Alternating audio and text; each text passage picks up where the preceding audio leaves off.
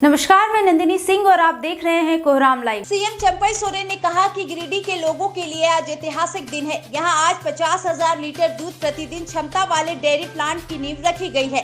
ये dairy plant 2 से 2.5 साल के भीतर बनकर तैयार हो जाएगा। गिरिडीह के लिए आज एक नया अध्याय जुड़ रहा है। मौका था गिरिडीह के योगीटाड़ में आयोजित डेयरी प्लांट के शिलान्यास कार्यक्रम का।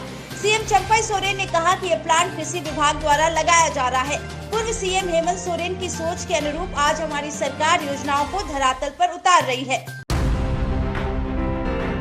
विदेशी महिला के साथ दुमका में हुई दरिंदगी को झारखंड हाईकोर्ट ने काफी गंभीरता से लिया है। हाईकोर्ट के चीफ जस्टिस एस चंद्रशेखर की अध्यक्षता वाली खंडपीठ ने इस मामले में स्वतः संज्ञान लेते हुए राज्य के मुख्य सचिव, डीजीपी एवं एसपी दुमका से रिपोर्ट तलब किया है। मामले की सुनवाई की तारीख आगामी 7 मार्च मुकर्रर की गई है। यहाँ याद दिला दें कि बीते दिनों दुमका के हंसडीहा थाना क्षेत्र में स्पेनिश बोलने वाली ब्राजील की महिला के साथ गैंगरेप किया गया था। इस मामले में पुलिस ने अब तक 3 संदेही गुनाहगारों को गिरफ्तार किया है।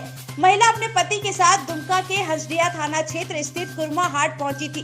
दंपत्ति पाकिस्तान से बांग्लादेश फिर बंगाल के रास्ते नेपाल जाने के क्रम में दुमका के हंसडीहा थाना क्षेत्र के कुंजी गाँव में टेंट लगाकर रुके थे।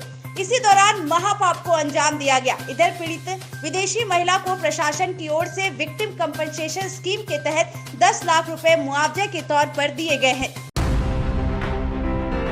पलामू के हुसैनाबाद में एक महिला के साथ गैंगरेप किया गया। इस महापाप के बाद उसे रोड पर ही छोड़ दिया गया। वहां से गुजर रहे लोगों ने उसे अस्पताल में भर्ती कराया, जहां उसका इलाज जारी है। महिला की निशानदेही पर पुलिस ने 2 हैवानों को अपनी गिरफ्त में लिया है।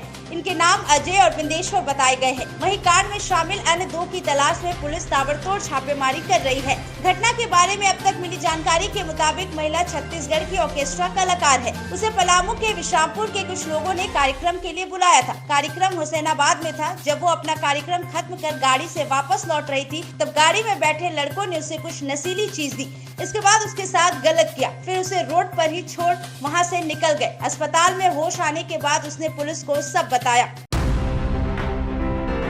सुप्रीम कोर्ट ने आज बड़ा फैसला सुनाया है। सुप्रीम कोर्ट ने साल 1998 के उस फैसले को रद्द कर, जिसमें 5 सदस्यीय संविधान पीठ ने उन मामलों के कानून निर्माताओं के लिए छूट को बरकरार रखा था, जहां सांसद या विधायक सदन में भाषण या वोट के लिए रिश्वत लेते हैं। फैसले को खारिज करते हुए सुप्रीम कोर्ट ने कहा कि अगर आप संसद या विधानसभा में पैसा लेकर भाषण देते हैं या वोट देते हैं, तो आप पर मुकदमा चल सकता है। भारत के चीफ जस्टिस DY चंद्रचूड़ के नेतृत्व में 7 न्यायाधीशों ने नरसिम्हा राव फैसले के बहुमत और अल्पसंख्यक निर्णय का विश्लेषण करते हुए असहमति जताई और इस फैसले को रद्द कर दिया। शीर्ष अदालत ने कहा, नरसिम्हा राव मामले में बहुमत का फैसला जो विधायकों को छूट देता है गंभीर खतरा है और इसलिए इसे खारिज कर दिया गया। बीजेपी ने सर्वोच्च न्यायालय के इस फैसले का स्वागत किया है।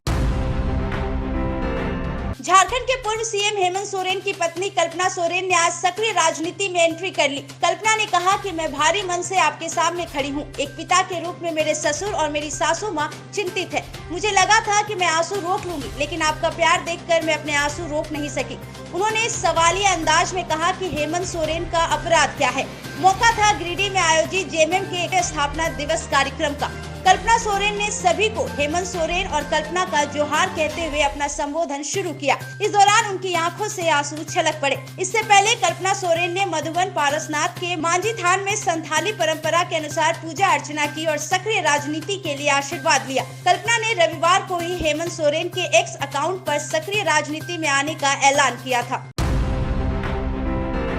राजधानी रांची में बीती देर रात झमाझम बारिश हुई थी। आज जोरंडा थाना के हिनू के पास एक दीवार ढह गई। दीवार पूरी तरह से भीगी हुई थी। इस दीवार के पास 2 बच्चे खेल रहे थे। दीवार ढहने से दोनों बच्चे उसके नीचे दब गए। दोनों की मौके पर ही मौत हो गई। वहीं कुछ बच्चे घायल भी हुए हैं। उन्हें पास के अस्पताल में भर्ती कराया गया है। हादसे के वक्त मां भी वहीं पास में काम कर रही थी। बच्चे मां के पास से हटकर दीवार ने पास खेलने चले गए और दोनों की जान चली गई। घटना के बाद वहां भीड़ जुट गई। रोड को जाम कर दिया गया। मौके पर पहुंची डोरंडा पुलिस ने बच्चों के शव को पोस्टमार्टम के लिए भेज दिया है। मां का रो रो कर बुरा हाल है। घटना सुबह 10 बजे के करीब की बताई गई।